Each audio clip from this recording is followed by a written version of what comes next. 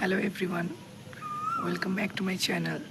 So আমি actually politics বা এই রিলেটেড কোনো ভিডিওস বানাই না, বা এই ধরনের কোনো কন্টেন্ট আমি এখনও অবধি শেয়ার করি না, পিকচার্স হোক কি কোনো মিমস হোক।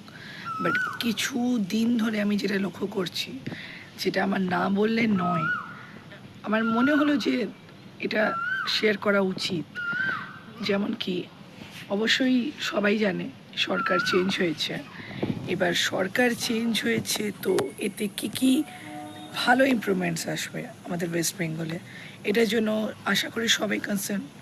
সেটা টিন এজ স্টুডেন্টস হোক কি আমাদের মতো এজের ছেলেমেয়েরা, তারপর তার থেকে একটু সিনিয়র, সবার সব রকম ধরনের চিন্তাভাবনা আছে, কিছু এক্সপেকটেশনস আছে।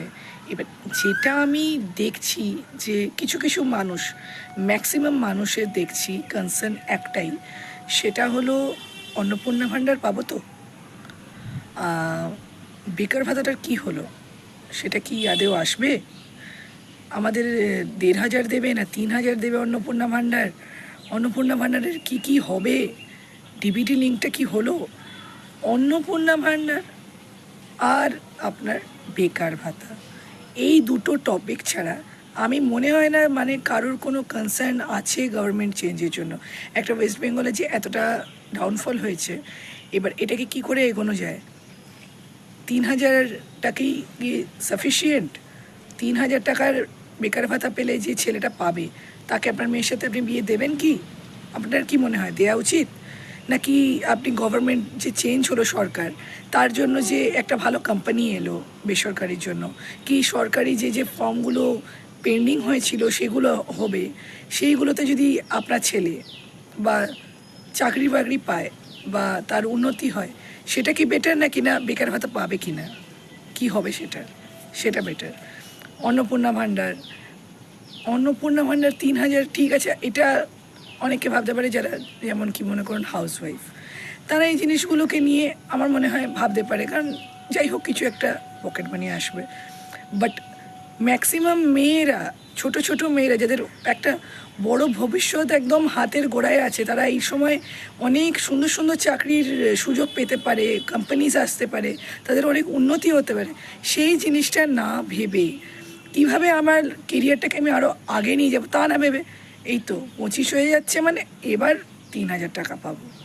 ৩,০০০ হোক, ১,৫০০ হোক কি ৫,০০০ হোক, ওটা তো ইম্পর্টেন্ট না। ইম্পর্টেন্ট হলো তোমার কেরিয়ারে কীভাবে তোমার গ্রোথ হবে, একটা সরকারি চাকরি পাবে কিনা, একটা ভালো কোম্পানি তুমি পাবে কিনা, ওয়েস্ট বেঙ্গলে নানা রকম বড় কোম্পানিজ আসবে কিনা, এইটা তোমার কনসার্নের বিষয়। এই যে হসপিটালসের কী হবে? এখানে ভালো শিক্ষা ব্যবস্থার অবস্থা খারাপ, এখানে চিকিৎসা ব্যবস্থার অবস্থা খারাপ, এইগুলো দেখতে হবে। আজ আমি খড়গপুরে থাকি, খড়গপুরে কি মেদিনীপুরে সেই লেভেলের কোনো চিকিৎসা ব্যবস্থাই নেই। আজ খুব এমার্জেন্সি, মানুষ কলকাতায় দৌড়াচ্ছে, ভুবনেশ্বরে দৌড়াচ্ছে, তো চেন্নাই দৌড়াচ্ছে, আরে এমার্জেন্সি তো মানুষ মরেই যাবে। এই বিষয়গুলো যেগুলো নিয়ে অ্যাকচুয়ালি ভাবার কথা মানুষের, সেইগুলো না ভেবে অন্নপূর্ণা ভাণ্ডার, লক্ষ্মী ভাণ্ডার, বেকার ভাতা, যুবসাথী, এই সব জিনিস নিয়েই পাবলিক মানে মেতে চলেছে। আমি বলছি না সবাই মেতে চলেছে, কিন্তু ম্যাক্সিমাম। যাই হোক, এটাই আমার মনে হলো আপনাদের সাথে বলা। আর আপনার যদি মনে হয় যে আমি ভুল বলছি বা আমি ঠিক বলছি, অবশ্যই আমায় জানাবেন। আর আমি এটা আবারও বলছি, এটা কিন্তু সবার জন্য না, সবাই কিন্তু ভাবছে না। যারা যারা ভাবছে, এটা শুধু এই ভিডিওটা তাদের জন্যই। ভাবার বিষয়টা ঠিক জায়গায় ভাবুন, এসব ফালতু বিষয় না ভেবে।